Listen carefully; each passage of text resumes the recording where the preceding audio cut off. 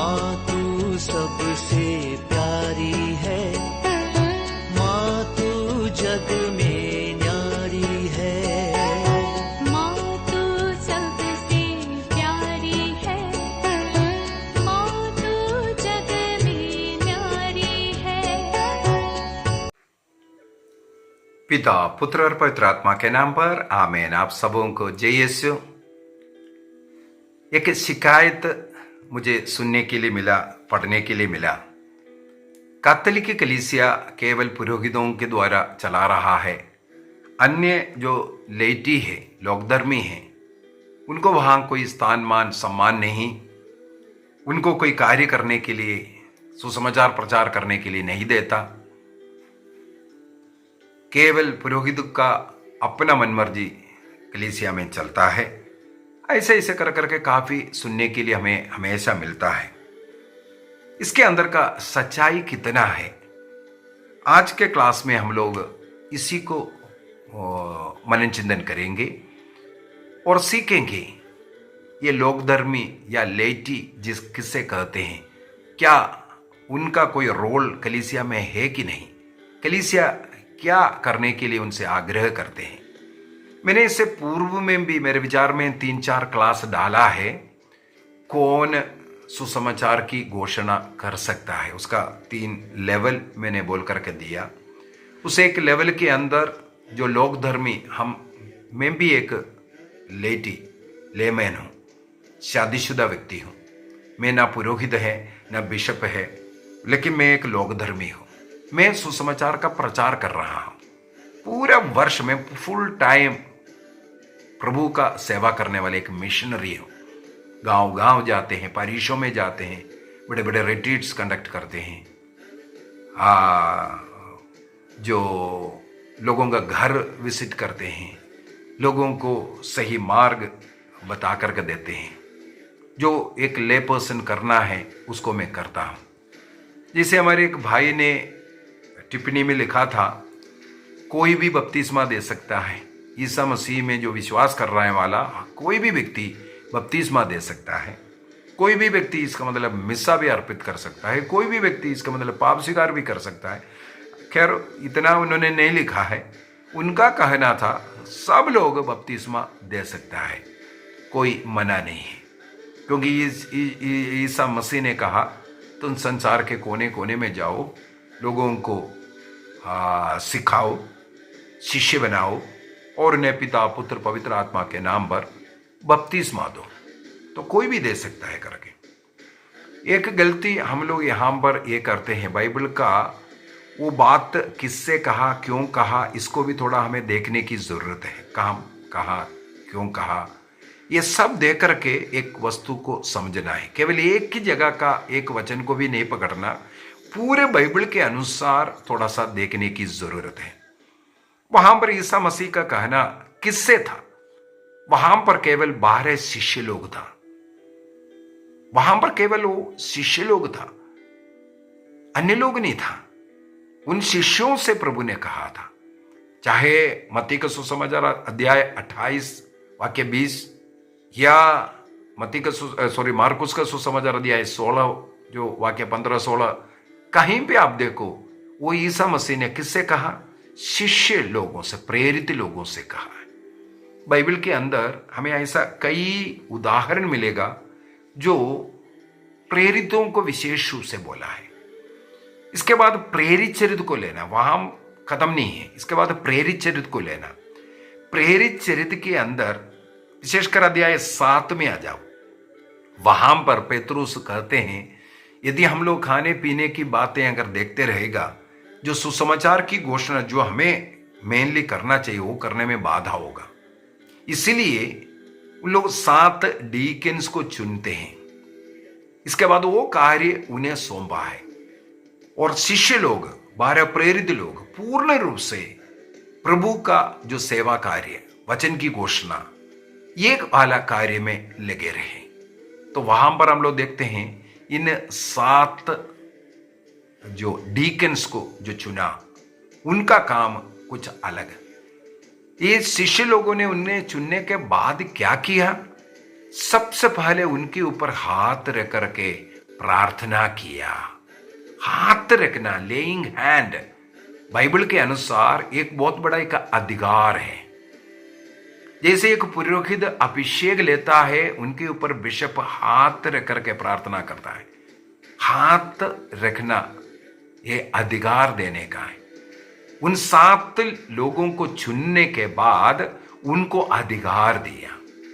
उसी प्रकार बाइबल के अंदर प्रेरित के अंदर अनेकों जगहों पर हमें मिलेगा, किसी को कहीं भेजने के पहले या किसी को चुनने के बाद उनके ऊपर हाथ रख करके उनको प्रार्थना किया। इसका मतलब उन्हें उसके लिए अभिषेक किया, अधिकार दिया। उस अधिकार प्राप्त व्यक्ति ही केवल वो कार्य करता था। रोमियो का पत्र का भी एक थोड़ा सा उदाहरण ले लेते हैं। रोमियो का पत्र अध्याय 10 के अंदर वाक्य 14 से पढ़ लेते हैं। Romans chapter 10 verse 14 onwards. परंतु यदि लोगों को उसमें विश्वास नहीं तो वे उसकी दुहाई कैसे दे सकते हैं? ईश्वर के विषय में उनको विश्वास नहीं है तो ईश्वर की आराधना लोग कैसे करेगा? इसके बाद बोल रहा है, यदि उन्होंने उसके विषय में कभी सुना ही नहीं तो उसमें विश्वास कैसे कर सकते हैं? ईसा मसीह के विषय में जब तक लोगों को नहीं बताएगा, उन लोग ईसा मसीह में कैसे विश्वास करेगा? मुक्ति कैसे प्राप्त करेगा? इसके बाद यदि कोई प्रचारक ना हो तो वे उस विषय में कैसे सुन सकते हैं? ईसा मसीह के विषय में सुनाने के लिए प्रचारकों की जरूरत है। प्रचारक सुनाएंगे नहीं तो लोग कैसे सुनेगा, कैसे विश्वास करे, कैसे उनकी आराधना करेगा? इसके बाद अगला सवाल करता है, यदि वो प्रचारक भेजा नहीं जाए तो कोई प्रचारक कैसे बन सकता है? ये एक बहुत बड़ा पॉइंट है। भेजा जाना चाहिए। कलीसिया के अधिकृत लोग हमें भेजना है। मैं मेरे बिशप के अनुमति के साथ मैं ये कार्य करता हूं। मैं पहले जबलपुर में था। जबलपुर धर्म प्रांत का बिशप का अनुमति मुझे प्राप्त है। मैंने लिखित में भी दिया है। मैं ऐसे एक मिनिस्ट्री, मातृछाया मिनिस्ट्री ओपन कर रहा हूं। इसके द्वारा मैं प्रभु का प्रचार करने जा रहा हूं। मैं बिशप से मिला, लिखित पत्र भी दिया। अनुमति मिलने के बाद मैंने मेरे मिनिस्ट्री का नाम मातृछाया मिनिस्ट्री भी रखा। अभी दूसरी बात है, अब मैं केरल देश में आया। केरल देश के हमारे धर्म प्रांत के बिशप से मिला। मैंने मेरा कार्य जो कर रहा है नॉर्थ इंडिया में, मैं हिंदी प्रदेश में मैं क्या कर रहा हूँ, ये सब उनको बोला। क्योंकि अब मैं इस धर्म प्रांत में आ गया, केरल के धर्म प्रांत में आया, तो वहाँ का बिशप के जानकारी में मैंने एक कार्य डाला। यदि वो मेरा अनुमति नहीं देगा, मुझे अनुमति नहीं देगा, मैं ये कार्य नहीं कर सकता। इसको कहते हैं कलीसिया से जुड़ करके, कलीसिया द्वारा भेजना है। अब मैं जहां कहीं भी जाता है, कहीं भी जाते हैं, मेरे विचार में नॉर्थ इंडिया का समस्त स्टेटों में गया, केवल नॉर्थ ईस्ट का कुछ जगह बाकी बचा हुआ है। आसाम, अरुणाचल, नागालैंड सब गया है, कुछ अन्य स्टेट नहीं गया है, छोटे छोटे जो नॉर्थ ईस्ट वाला। बाकी मेरे विचार में सारे स्टेटों में मैं प्रभु का प्रचार कर चुका हूं और अभी भी जा रहा हूं। जहां मुझे नहीं बुलाया जाता है और जिस जगह पर जा रहे वहां का पुरोहितों का, हमारे कैथोलिक पुरोहितों का अनुमति नहीं है, मैं वहां प्रचार नहीं करता। जहां कहीं भी बुलाना है, फादर के द्वारा मुझे बुलाना है, मतलब अनुमति प्राप्त। इसके बाद मैंने सीखा है, मैं बाइबल के ऊपर पढ़ाई किया।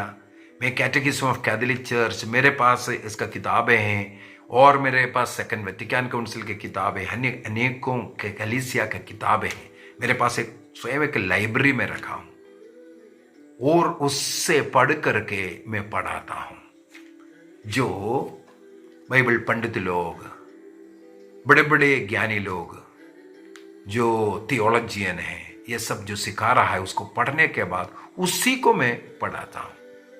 तो भेजना है और जो कलीसिया सिखा रहा है उसी को सिखाना है। अपनी बुद्धि के मेरे को ऐसा लगा ऐसा सिखाना ये मना है। छोड़िए, हम वापस इसमें लेटी में आना चाहता हूं। लेटी को अनुमति है थी। मैं मेरा उदाहरण इसलिए बोलकर दिया, मैं स्वयं एक लेटी हूं, मैं कैसा प्रचार करता हूं। और दूसरी बात है, कैथोलिक कलीसिया का धर्म शिक्षा ग्रंथ के अंदर साफ साफ लिखा हुआ भी है एक ले पर्सन कैसे प्रचार करना है। सबसे पहले हम विवाहित लोग हैं, एक परिवार से। लेटी इसलिए कहते हैं दुनिया से जुड़े हुए हम लोग, दुनिया में रहते हैं लेकिन दुनिया का नहीं है। दुनिया में रहते हुए हम दुनिया का नहीं है, दुनिया में रहते हुए दुनिया का ना बन करके जो मसीह को दिखा रहा है, स्वर्ग को दिखाने वाला, उनको लेटी कहते हैं। यह शब्द कहां से आया? ग्रीक भाषा में लाओस कहते हैं, लाओस। उस शब्द से लेकोथ लैटिन शब्द आया, लेकोथ कहते हैं। लाओस से, लाओस ग्रीक शब्द है, यूनानी शब्द है, उससे लेकोथ शब्द लैटिन शब्द आया। उस लैटिन शब्द से ही लेटी शब्द, लेटी शब्द माने लोक धर्मी, जो इस लोक में रह करके लोग का नहीं है लेकिन स्वर्ग का बन करके इस लोक में रहने वाला, उनको लोक धर्मी या लेटी कहते हैं। जो दुनिया में रहने वाला, दुनिया के साथ रहने वाला, उनको लेकोत कहते हैं। और लाओस नाम का एक जो इस शब्द का, इसका मतलब हो गया जो लोकधर्मी, उसका एक और अर्थ है ईश्वर के लोग, ईश्वर के लोग। उसके लिए भी ये लाओस शब्द को इस्तेमाल करते हैं। ईश्वर के लोग, ईश्वर के चुने हुए लोग, ईश्वर से जुड़े हुए लोग, उसके लिए ये लाओस शब्द को इस्तेमाल करता है। लेकिन ग्रीक भाषा में दूसरे एक शब्द है एथनिक कहते हैं। उस शब्द अन्य जनताओं के लिए, जो अन्य जनता है उनके लिए इस्तेमाल करता है। देखो, ग्रीक भाषा में ही दो शब्द हैं जनता के लिए। एक ईश्वर के जनता के लिए लाओस शब्द को इस्तेमाल करता है, वहां से लेटी शब्द आया। इसका मतलब हमें लेटी कह रहा है, ये कोई घृणित शब्द नहीं है, जो पुरोहित नहीं है, धर्मवहन नहीं है, अन्य जितने भी जो विशेष रूप से जिसे ईश्वर ने विशेष कार्य के लिए चुन करके नियुक्त किया है, उनके अलावा बाकी सब जो लोग जो ईश्वर में विश्वास करने वाले, उन्हें लेटी कहते हैं, लाओस उस शब्द से। और दूसरी बात है, हम ईसा मसीह के सेवा कार्यों को देख लीजिए। ईसा मसीह जन जन तक गया, गांव गांव शहर शहर घूम घूम कर करके उन्होंने सुसमाचार को सुनाया और लोग इकट्ठा, हजारों लाखों लोग उनके चारों तरफ भीड़ लगाता था, हजारों की संख्या में। हमें मालूम है जहां रोटियों का चमत्कार दिखाया वहां पर कितना भीड़ था। 5,000 पुरुष का मतलब हो गया जो युद्ध करने लायक, जो गिनती होता था केवल यहूदियों में युद्ध करने लायक लोग, वो 5,000 था। तो अन्य लोग कितना हुआ? कम से कम 25-30 हजार का भीड़ वहां था। ऐसे एक भीड़, इस भीड़ का ही नाम है लाओस। यही लाओस है, ईश्वर के प्रति जो जुड़ा हुआ लोग, ईश्वर ने जो चुन कर रखा हुआ लोग, यही है लाओस। उनका धर्म है ईसा मसीह को चुनने के बाद वो ईसा मसीह को धारण करना। मैं कई बार बोल करके देने वाला एक दो शब्द अभी यहां फिर से बोल करके दे रहा हूं। गलातियों का पत्र अध्याय 3 वाक्य 27 में वहां पर लिखा हुआ है, गलातियंस चैप्टर 3:27 में लिखा हुआ है, जितने लोगों ने ईसा मसीह को बपतिस्मा ग्रहण किया वे ईसा मसीह को धारण किया। इसका मतलब ये लाओस ईसा मसीह को धारण किए हुए लोगों का समुदाय है। और दूसरी बात, रोमियो का पत्र अध्याय 8 का वाक्य 9 को भी मैं बोल करके देता हूं हमेशा। जिस व्यक्ति में उस मसीह का आत्मा निवास नहीं करता है वो मसीह नहीं है, वो ईसाई नहीं है।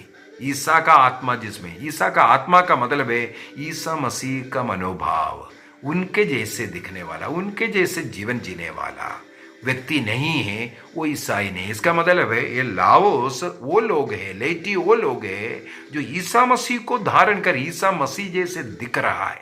संसार में रहते हुए वो संसार जैसे नहीं लेकिन मसीह जैसे दिखने वाला जीवन का उदाहरण के द्वारा लेटी अन्य लोगों के एथनिक जो अन्य लोगों के बीच में ईसा मसीह का उदाहरण देने वाले को लेटी कहते हैं।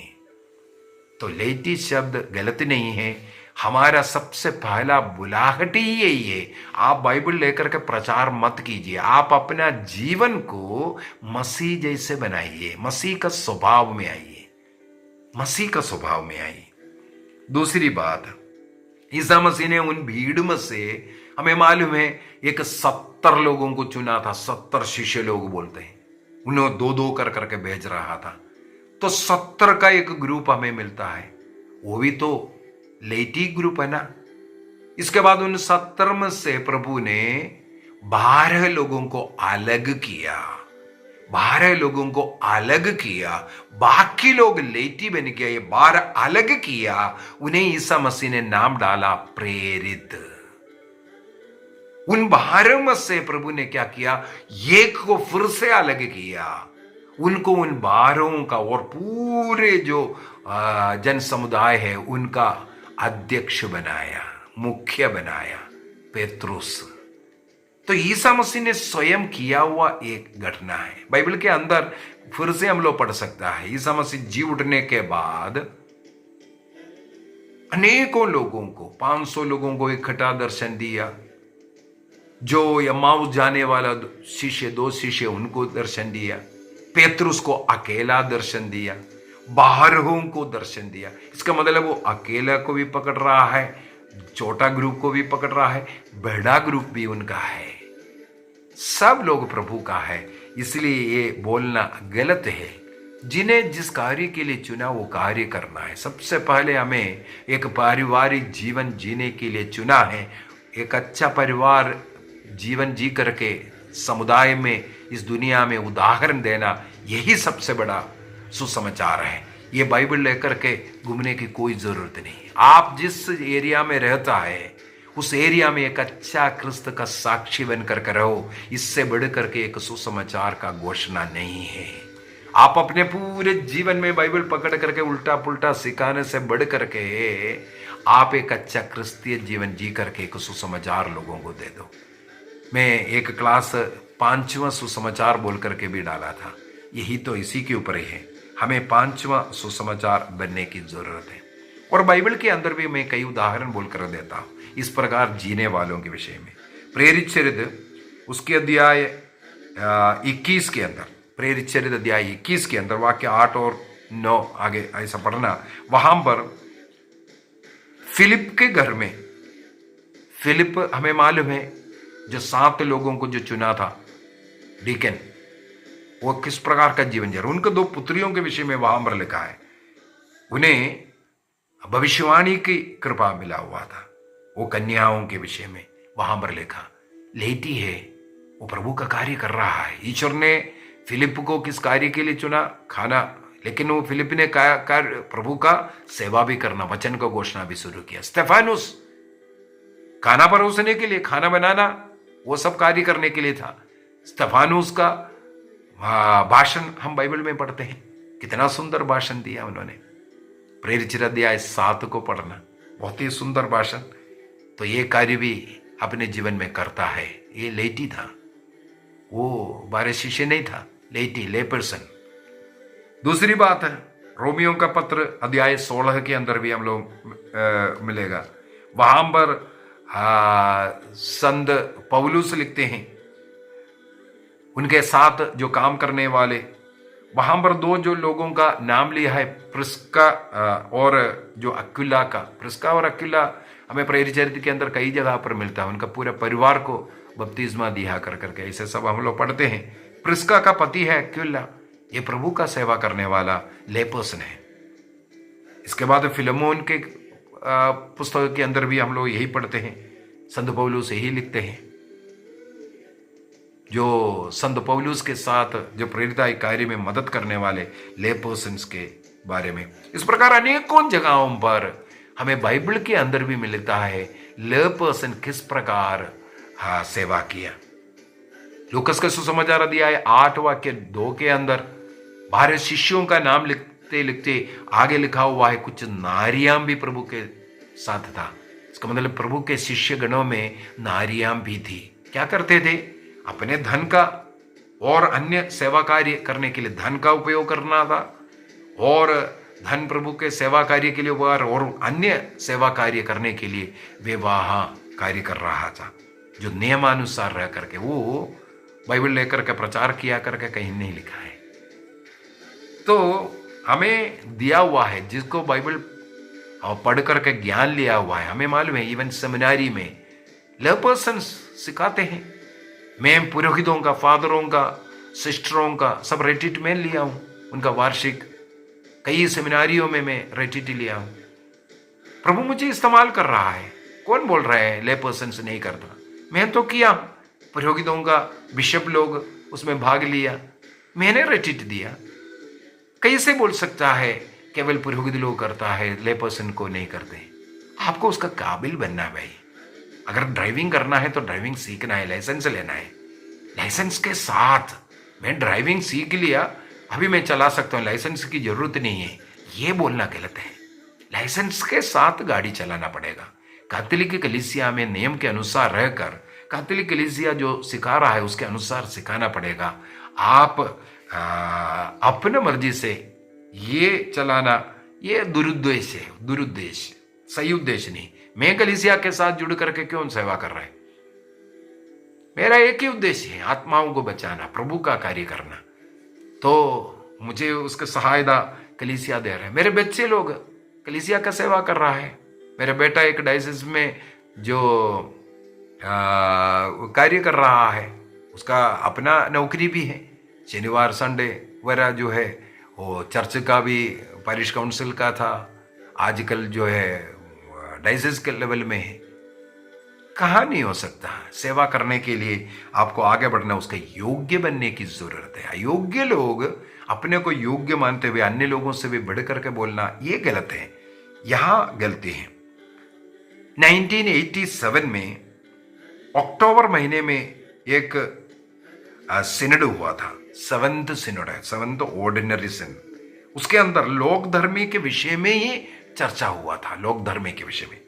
1987 का अक्टूबर 1 से 31 तक जो ऑर्डिनरी 7th ऑर्डिनरी सिनड हुआ था, उसके अंदर कलीसिया में और ये जो संसार में जो लोक धर्मी का क्या कार्य है, कैसा बुलाहट है, वो क्या कार्य करता है, इसके विषय में उसके अंदर 54 पॉइंट्स निकल करके आया था।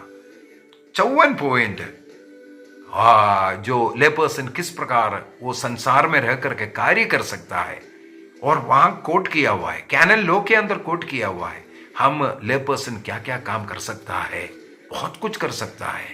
कलीसिया में बहुत अवसर है प्रभु का सुसमाचार घोषणा करने के लिए। और संत पापा जॉन पॉल द्वितीय ने भी काफी कुछ लिखा हुआ है। जो बपतिस्मा प्राप्त कलीसिया का अंग बन करके, क्रिस्त का शरीर का अंग बन करके, क्रिस्त के साथ मिल करके क्रिस्त जैसे दिखने वाला है, ये लेटी पर्सन ईसा मसीह से जुड़े रहने के कारण वो एक पवित्र है, संत है। इसके बाद वो पवित्र आत्मा का मंदिर है।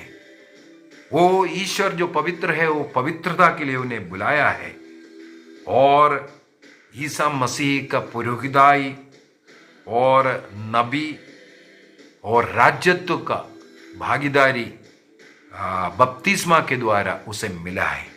पुरोहित है, नबी है और वो राजा है बपतिस्मा के द्वारा।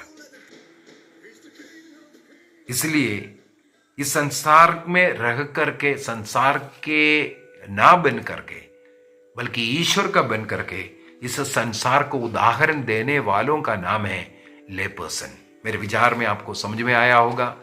लेटी को कलीसिया में बहुत स्थान, मान, सम्मान मिल रहा है। उसके अनुसार हमें जीवन जीना, कार्य करना, समर्पण करना जरूरी है। आइए हम अपनी आंखों को बंद करें, निर्णय करें एक अच्छा लेटी बन करके। प्रभु ने यदि हमें इस कार्य के लिए चुना है, पुरोहित के लिए नहीं या अन्य ऐसे विशेष जगह के लिए नहीं, वैवाहिक जीवन में रहकर, संसार में रह करके संसार को उदाहरण देने वाला बनना है, तो हम उस बुलाहट को स्वीकार करते हुए उसके अनुसार चलने का निर्णय करें। जितने भी जो प्रभु का सेवक है उनको याद करें, हमारे कैटेकिस्ट लोग, अन्य सेवा कार्य करने वाले लोग, उनको याद करें। वे अपने बुलाहट में ईमानदार बन करके अपने जीवन का उदाहरण लोगों को दे सकें, अपने प्रार्थना का, अपने भक्ति का, अपने जीवन का, अपने पवित्रता का, अपने क्षमा का, अपना प्रेम का, अपने परिवार का उदाहरण देने लायक वे बने। ये सबसे बड़ा सुसमाचार का प्रचार है। निर्णय कीजिए। पिता, पुत्र और पवित्र आत्मा के नाम पर आमीन। आप सबों को जय यीशु।